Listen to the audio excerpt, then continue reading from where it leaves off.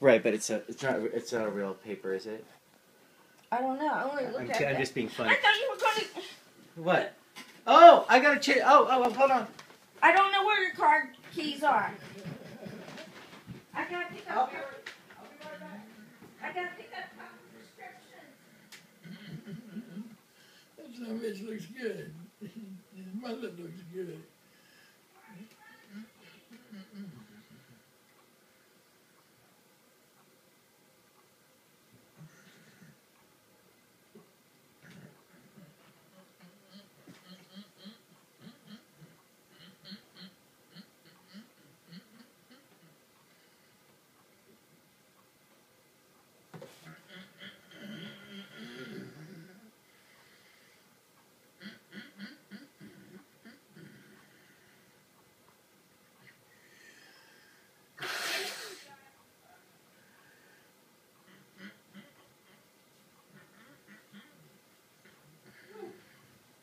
Good Lord. It's nice out there. It's good weather. It's 55. That's my kind of weather. No, but I just love the idea of that story of my, I guess my great grandfather setting things right between people. You know, that just makes me feel. That was the biggest thing that I think we played that to the hilt, and there were so many occasions when regular black people, like I'd go down to market, and we're open 6 days a week. But if a customer calls up and they need something on Sunday, you get in the car and you go down. Yeah.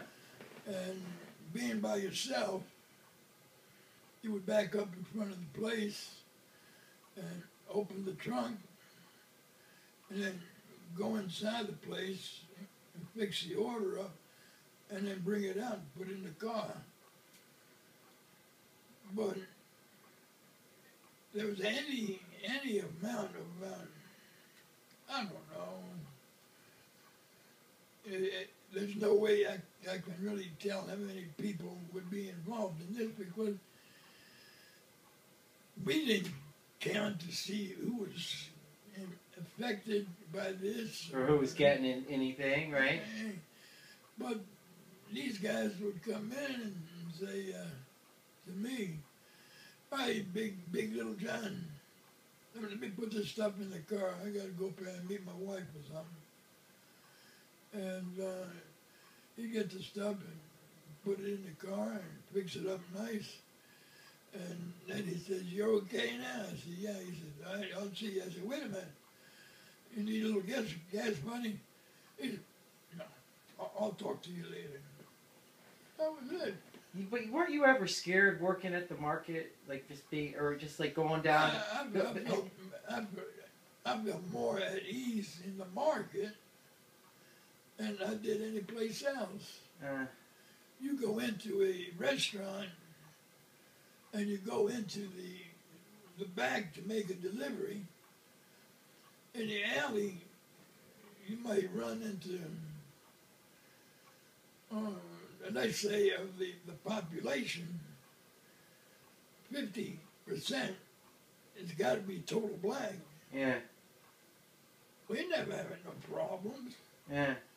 I go into a restaurant, and a black chef says, "Hey, here comes my main man. All right, go on, boom." And he gets the dishwasher. "What are you doing there?" The guy says, "I'm washing dishes." You know, "Oh, yeah, okay, I'll get the order in here and get this stuff going. I'm glad you caught it, my boss," and all that shit, you know. I feel like a king.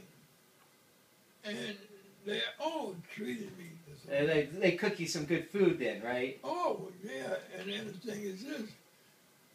It was all, I don't know, it was personal between two major families. It wasn't something that was pushed by the president or was pushed by somebody else. In other words, what happened was a normal thing between two loving people. Yeah. And, you know, you sit there and you tell me about the feeling you got. Oh, no, I'd like to get this book. And the guy that wrote the articles in the book, and I would turn it over to some book company and have them make copies Right. of the part where it mentions The Calavertinas. the Calvertinas Produce Company. Yeah. And then I would send out a lot of copies because you got a lot of old timers. Like you ask George, he knows some old attorneys and things like that. And they would love to have information about the Calvertinuses. They've got, every time you open your mouth, they know you're a Calvertinus, they're pushing you. Yeah. And let's face it, all right, but we needed some work done on the house. Hello. Hello. Hi. Hi. Who are you? I'm Annie. Hey, my name's Chris. Nice to Hi, meet Chris. you. Hey, buddy. How are you? Hi, brother Dan, thank you. Oh, come on. Are you comfortable? Are you comfortable laid back like that? Well, I don't want you to sit on my lap. Trust me, I wouldn't, because them legs ain't gonna hold me. Sit down. Oh, this is one of my relatives here. What are you? Chris, nice to meet you. A third, was it third cousin or something like that? No, you're a, I'm his nephew, Nephew. and my mother is his sister. yeah, what did you say it was? My mother, you have Eleni, and Eleni's your sister, and I'm his nephew. I'm Kathy's cousin, Okay. and I'm helping him out. Okay, great. Kathy wanted me to do some things while you guys are visiting. Okay. Have you been moving them legs today? What do they look like? They look beautiful. Those are the most beautiful legs. I would, if they were put into some fried chicken oil, I would eat those legs just fine. Well, I'm gonna head out, but I'm gonna be back, and I got another meeting. The reason why I'm here today is because I was going to the You guys visit. U.S. Naval Academy. I went to visit the U.S. Naval Academy. I sell them some stuff. I sell to schools, and I was wearing a suit earlier before I came over, but I wanted to look cool, so I wore my regular clothes. But we had a good I had a good meeting out there. But I got to meet with them in 2 weeks. So, and I know your schedule. You're a late afternoon guy, so I know when to come by and hit you up. So. Well, I started to say one way to look at the whole situation. My grandfather needed work done on the house. He'd hire, who would he hire? His friends, his buddies, Yeah. the black people. Yeah. And they would do the work. And come lunchtime, us kids would come home from school, eat lunch, and there'd be 4 or 5 dishes of food on the table, and nobody knew what it was for. And then this black guy come in there. In your house? In the house. Yeah. And he said that your grandfather told us to come in he said he wanted us to have something to eat, but I don't feel right. And the guys, and we asked him, he said, well, what do you mean you don't feel right?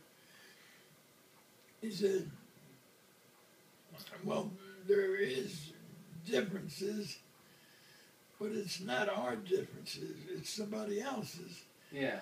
And we don't want to bring any attention to anything different. So we kind of feel that if we ate outside on the side wall or going down the steps or something like that, that would be nice. And the people would think nice of us as well as Big John. And this went on. Anything that we needed or anything they needed, they knew they could go to Big John and get it. Yeah. And the name Big John Calvertinas made a difference. Yeah. Made a difference. And there's attorneys and people like that are up in age. They might even make me look kind of stupid. But they know more about us than we do. But then there's the other thing. Sitting here and talking to you, things come to my mind that you don't know. Nobody knows. It was my father and me. Something we did, something we saw, something that happened. And it happened with the Joseph Beef Company. Nobody knew it. I didn't know those people butchered their own meat. Yeah. But we had a flat tire in the back of the building, and we were trying to walk towards the front of the building to get to our place. Then we noticed a couple guys working in the back door. Well, they were only 3 stores away from us in the front. So to get me in there, the boys came out and picked me up and climbed the fence that was inside the building. Uh-huh. And inside the fence, there was a couple of cows, live cows. In D.C.? In D.C. Oh, wow. And that's where they are killed and butchered. Oh, yeah. Yeah. And, of course, you know you had Evans Van Cleef up further from that. Oh, it can go on and on. I can tell you what I know. But how about the other people? Yeah. If there was some way in which you could just hang out in different areas with wearing a jacket or something with, I don't know, like, what the hell is that? Right here? No, the thing that you got. A camera? Yeah. Yeah, yeah. You could have maybe a couple cameras on your shirt and say 4 or 5 speakers and go around and bullshit with the people, this, that, and the other, and every now and then, flip, flip, flip, flip, you get pictures. Yeah. And those pictures are worth big money, man. Yeah. Because when these guys are gone, somebody's going to pick them up. Yeah. And they're going to have some idea of what they were all about. Yeah. And there won't be no such thing as we know today about racism and this, that, and the other. It's, and if I could locate my book, I think that information that's on that would really... That would be interesting. I'm gonna do some research myself for that. That would be something nice. I'd love to get it. I'll see if I can get in touch with my nephew. Because he's what you call it. Is that Cooey or Joe? Huh? Is that Cooey or Pappas? This is George's son. Oh yeah, yeah, George's son. And he's a doctor yeah. of something. I don't know what the hell it is. Chemistry. And he's known. He's done the sales work. He's doing a little bit of everything. Yeah. So the only thing is, he's not here with the rest of the family. Yeah. He's way up there, which I think he would be better off if he was down here with the rest of the family. Yeah. But a lot of marriages,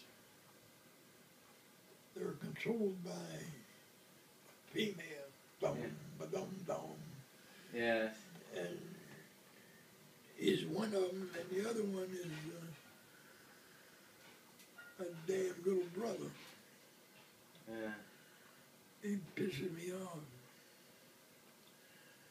It's because he wasn't close, we didn't get to know him. I didn't, You talking about Uncle Chris? The what? You talking about Uncle Chris? No. Oh yeah, well, wait a minute, Uncle Chris. Uncle Chris and Aunt Caroline, and then Cooey and Rona. Okay. I'm trying to think of my brother as Uncle Chris. It's very difficult. Now, I know when we were younger,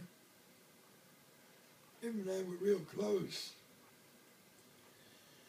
And even in my marriage, he was involved. But he had an old saying. Well, let's forget all that. So here's the question. His problem was we lived on Michigan Avenue. On one house was my Uncle Pete and his family. Next door to that was my father and his family. And then after that you had 1, 2, 3, 4 houses to the next alley. And we lived a good life, and we had good neighbors. And there's this one neighbor that had one of the biggest houses on the block, had a daughter. She was a sweetheart. She was Chris's age and everything. And she loved him as much as he loved her, but they didn't let the people know. Were they Greek or were they Jewish or? She was Italian. Okay. And we're Greek, but A winner.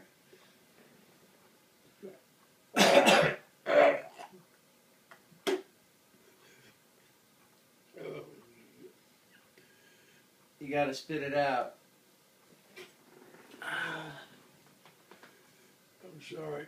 Oh no, I'm just looking at Marie.